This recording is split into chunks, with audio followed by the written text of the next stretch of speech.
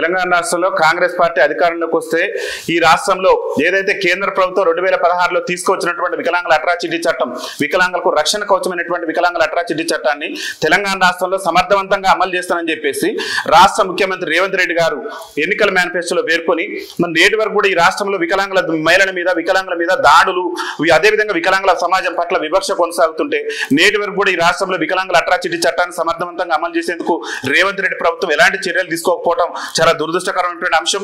మీరే చట్టాన్ని సమర్థవంతంగా అమలు చేస్తామని చెప్పేసి మీ ఎన్నికల మేనిఫెస్టోలో పేర్కొన్నారు. మీరు ఎన్నికల మేనిఫెస్టోలో పేర్కొన్నటువంటి వ్యక్తులు మరి వికలాంగుల హక్కుల చట్టానికి సంబంధించి ఈ మధ్య కాలంలో స్మితా సబర్వాల్ గారు వికలాంగుల సమాజాన్ని కించపరిచే విధంగా వ్యాఖ్యలు చేస్తే ఎందుకు మీ ప్రభుత్వం మీద చర్యలు తీసుకోలేదు? ఎక్కడ మీరు చట్టాన్ని అమలు చేస్తున్నారు?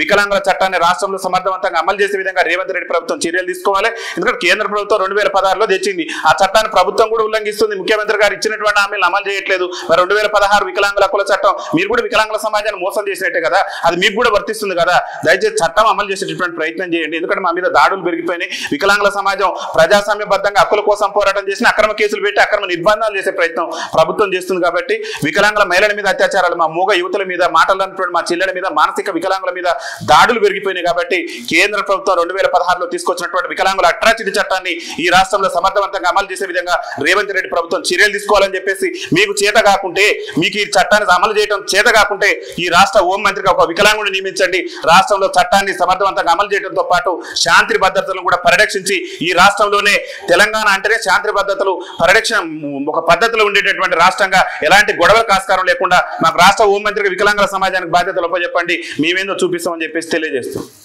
అందరికి నమస్కారం. ఈ జవాబు ఛానల్ మన వికలాంగుల ఛానల్ కాబట్టి మన వికలాంగులందరూ సబ్స్క్రైబ్ చేసుకుని అందులో ఉన్న సమాచారాన్ని తెలుసుకోవాలి. మన ప్రాబ్లమ్స్ కానీ మన ఎలా సాల్వ్ చేయాలనేది అన్నీ డీటెయిల్గా ఉంటాయి. కాబట్టి జవాబు ఛానల్ని అందరూ సబ్స్క్రైబ్ చేసుకోండి, గంట సింబల్ నొక్కండి.